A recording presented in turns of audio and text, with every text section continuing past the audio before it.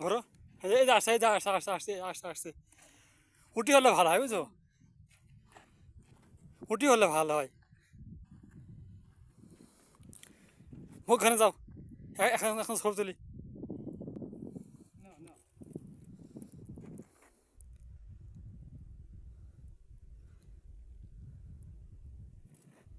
এই যে আমাদের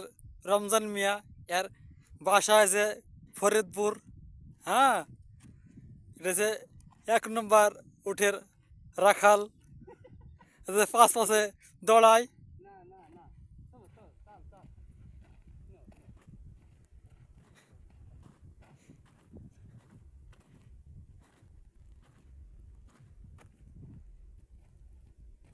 আরে যাও কিছু দফা নাই